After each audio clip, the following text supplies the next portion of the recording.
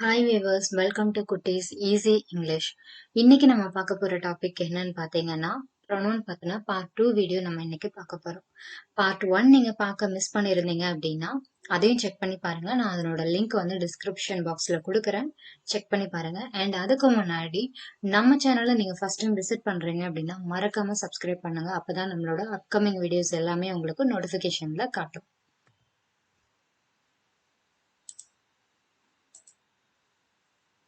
So part 1 வீடியோவில் பார்த்தீங்கன்னா நான் வந்து ப்ரொனவுன்னா என்ன அப்படிங்கிறத நான் வந்து எக்ஸ்பிளைன் பண்ணியிருப்பேன். அண்ட் ப்ரொனவுன்னா என்ன, அதை எப்படி நம்ம யூஸ் பண்ணலாம் அப்படிங்கிறதையும் நம்ம வந்து டிஸ்கஸ் பண்ணியிருப்போம். அண்ட் இந்த வீடியோவில் பார்த்தீங்கன்னா நம்ம என்ன பார்க்க போறோம்னா என்னென்ன டைப்ஸ் ஆஃப் ப்ரொனவுன்ஸ் இருக்கு அப்படிங்கிறத நம்ம பார்க்க போறோம். ஸோ இதில் என்னென்ன டைப்ஸ் இருக்குன்னு பார்த்தீங்கன்னா indefinite pronoun, personal pronoun, reflexive, demonstrative, possessive, relative, interrogative, reciprocal, intensive. இதெல்லாம் வந்து நம்மளோட ப்ரொனவுனோட டைப்ஸ். ஸோ இதை ஒன்னொன்னும் நம்ம டீட்டெயிலாக பார்க்கலாம். ஃபர்ஸ்ட் டைப் என்னன்னு பார்த்தீங்கன்னா இன்டெஃபினைட் ப்ரொனவுன்ஸ். இன்டெஃபினைட் அப்படிங்கிற வார்த்தையிலே நம்மளுக்கு புரியும்.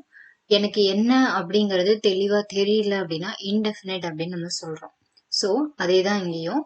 அப்ப நம்மளுக்கு வந்து அந்த ஆப்ஜெக்ட் என்னன்றது நம்மளுக்கு கிளியரா தெரியாம இருக்கலாம், இல்ல அந்த பர்சன் யாருங்கிறது தெளிவா தெரியாம இருக்கலாம், இல்லைன்னா பிளேஸ் வந்து தெரியாம இருக்கலாம். ஸோ அந்த மாதிரி இடத்துல நம்ம யூஸ் பண்ணக்கூடிய வேர்ட்ஸை தான் வந்து இன்டெஃபினைட் ப்ரொனவுன்ஸ் அப்படின்னு சொல்றோம். அப்ப எந்த மாதிரியான வேர்ட்ஸை நம்ம இன்டெஃபினைட் ப்ரொனவுன்ஸ்க்கு யூஸ் பண்ணலாம் அப்படின்னு பாத்தீங்கன்னா any one, somebody, which ever, whoever, other, something, nobody. இதெல்லாம் வந்து பாத்தீங்கன்னா எந்த ஒரு ஸ்பெசிபிக் பர்சனையும் நம்மளுக்கு ஹைலைட் பண்ணல. ஸோ இது வந்து யாருன்னே தெரியாது, அந்த மாதிரி தான் இந்த வேர்ட்ஸ் எல்லாமே இண்டிகேட் பண்ணுது. ஸோ இதெல்லாமே நம்ம வந்து இன்டெஃபினைட் ப்ரொனவுன்ஸ்க்கு நம்ம யூஸ் பண்ணலாம். எக்ஸாம்பிள் பாத்தீங்கன்னா would anyone like coffee? So இங்க வந்து ஸ்பெசிபிக் பர்சனுக்கு வந்து காஃபி பிடிக்கும் அப்படின்றது அவங்க சொல்லல. இங்க என்ன சொல்ல வராங்க, would anyone like coffee அப்படின்னா யாருக்காவது காஃபி பிடிக்குமா அப்படின்னு தான் கேக்குறாங்க, யாருக்காவது அப்படின்னு தான் கேக்குறாங்க.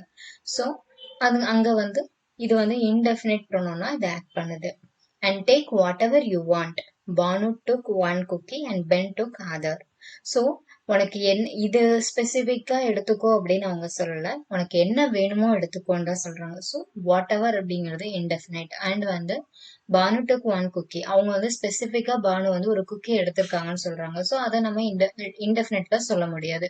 பட் பென் வந்து என்ன எடுத்தான்னு நம்மளுக்கு தெரியாது. ஸோ பென் டுக் அதர் அப்படிங்கிறது, அந்த அதர்ங்கிற வேர்டு பாத்தீங்கன்னா இன்டெஃபினைட் ப்ரொனவுன். ஸோ இன்டெஃபினைட் ப்ரொனவுன்ஸ்ங்கிறது என்னது, நம்மளுக்கு என்னன்னே தெரியாத ஒரு ஆப்ஜெக்டையோ பொருளையோ ஒரு பிளேஸ் இல்லைன்னா ஒரு பர்சனை பத்தி நம்ம வந்து குறிப்பிடுறதுக்கு யூஸ் பண்ற வேர்ட்ஸ் தான் வந்து என்னது இன்டெஃபினைட் ப்ரொனவுன்ஸ் அப்படின்னு சொல்றாங்க. நெக்ஸ்ட் வந்து பாத்தீங்கன்னா பர்சனல் ப்ரொனவுன். பர்சனல் ப்ரொனவுன் அப்படிங்கிறது என்ன அப்படின்னா இது வந்து ஸ்பெசிபிக்கா ஒரு பர்சன் இல்லைன்னா ஒரு ஆப்ஜெக்ட் இல்லைன்னா ஒரு குரூப் இல்ல பிளேஸ், இந்த மாதிரி விஷயங்களை குறிக்கக்கூடியதுதான் வந்து பர்சனல் ப்ரொனவுன் அப்படின்னு நம்ம சொல்றோம். ஸோ இது வந்து என்ன பண்ணும் அப்படின்னா பர்சனல் ப்ரொனவுன்ஸ் எப்பவுமே வந்து ஒரு ப்ராப்பர் நவுனை வந்து ரீப்ளேஸ் பண்ணுது. ப்ராப்பர் நவுன் அப்படிங்கிறது என்ன, ஒரு ஒரு ஸ்பெசிபிக் ஆப்ஜெக்ட் இல்லைன்னா ஒரு பீப்புள், அவங்கள அதுதான் வந்து நம்ம ப்ராப்பர் நவுன் அப்படின்னு சொல்றோம். என்னன்றது நமக்கு ஸ்பெசிபிக்கா தெரியும்ன்றது தான் ப்ராப்பர் நவுன். அதை ரீப்ளேஸ் பண்றதுக்கு யூஸ் பண்றதுதான் வந்து பர்சனல் ப்ரொனவுன் அப்படின்னு சொல்றாங்க. இந்த பர்சனல் ப்ரொனவுன் வந்து பாத்தீங்கன்னா நம்மளுக்கு சப்ஜெக்ட்லயும் வரும் அண்ட் ஆப்ஜெக்ட்லயும் வரும். ஃபார் எக்ஸாம்பிள் இப்ப நம்ம வந்து ஒரு எதெல்லாம் வந்து எந்த ப்ரொனவுன்ஸ் எல்லாம் வந்து பாத்தீங்கன்னா நம்மளுக்கு சப்ஜெக்ட்ல வந்து ரீப்ளேஸ் பண்ணோம் அப்படின்னு சொல்லி பாத்தீங்கன்னா ஐ, you, he, she, we, it. எதெல்லாம் ஆப்ஜெக்டை ரீப்ளேஸ் பண்ணோம் அப்படின்னு பாத்தீங்கன்னா me, you, him, her, us, them. So இதெல்லாம் வந்துட்டு நம்மளுக்கு ஆப்ஜெக்டை ரீப்ளேஸ் பண்ணி வரக்கூடிய ப்ரொனவுன். எக்ஸாம்பிள் பாத்தீங்கன்னா I have more money than he. So இதுல வந்து ஐ அண்ட் ஹீ வந்து பாத்தீங்கன்னா ஒரு பர்சனல் ப்ரொனவுனா ஆக்ட் பண்ணுது. And Jack and David are friends, they play always together அப்படின்னு சொல்றாங்க.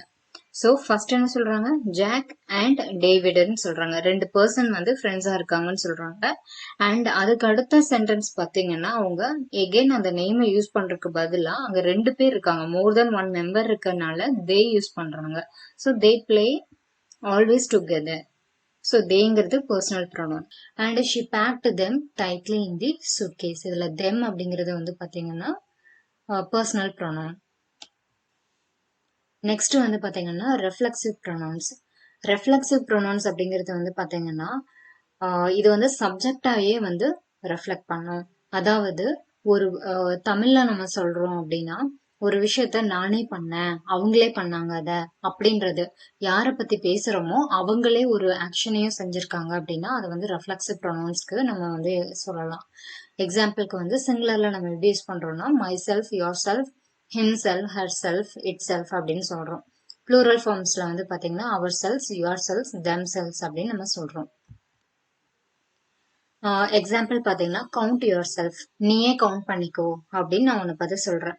ஸோ நீயே கவுண்ட் பண்ணிக்கோ, நீங்களே கவுண்ட் பண்ணிக்கோங்க அப்படின்னு நம்ம சொல்றோம்ல. ஸோ இது வந்து reflexive pronoun. And she cooked her self without any one support. அப்போ அவங்க வந்து அவங்களே குக் பண்ணிக்கிட்டாங்க, யாரோட சப்போர்ட்டும் எடுக்காம. ஸோ சப்ஜெக்டே வந்து அதை ரெஃப்ளெக்ட் பண்ணுது, அவங்களே அந்த ஆக்ஷனை பண்றாங்க. ஸோ வந்து அதை ரெஃப்ளெக்சிவ் ப்ரொனவுன் சொல்றோம். Bhanu and Abhi had baked themselves cake. So அவங்க அபியும் பானுவும் சேர்ந்து கேக் அவங்களே ப்ரிப்பேர் பண்ணிக்கிறாங்க. So Bhanu and Abhi had baked themselves cakes. So இது வந்து ரெஃப்ளெக்சிவ் ப்ரொனவுன் அப்படின்னு நம்ம சொல்றோம். டெமான்ஸ்ட்ரேட்டிவ் ப்ரொனவுன்ஸ் அப்படிங்கிறது என்னன்னு பாத்தீங்கன்னா இது வந்து ஒரு சென்டென்ஸ்ல ஒரு ஸ்பெசிபிக் இதை வந்து பாயிண்ட் அவுட் பண்றதுக்கு யூஸ் பண்றதுதான் வந்து டெமான்ஸ்ட்ரேட்டிவ் ப்ரொனவுன்ஸ் அப்படின்னு சொல்றோம்.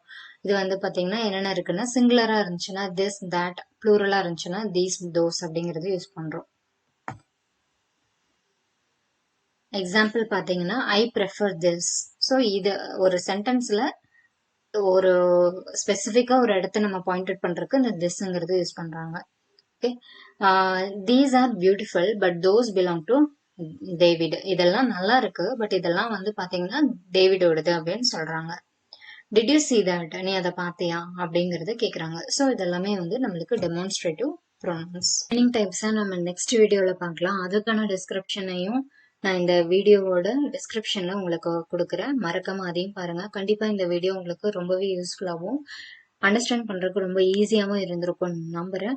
கண்டிப்பா இந்த வீடியோவை உங்களோட ஃப்ரெண்ட்ஸ், ஃபேமிலி அண்ட் கிட்ஸ் யார் இங்கிலீஷ் லேர்ன் பண்றாங்களோ எல்லாருக்குமே இதை ஷேர் பண்ணுங்க. மறக்காம நம்ம சேனலை சப்ஸ்கிரைப் பண்ணுங்க. தேங்க்யூ ஃபார் வாட்சிங்.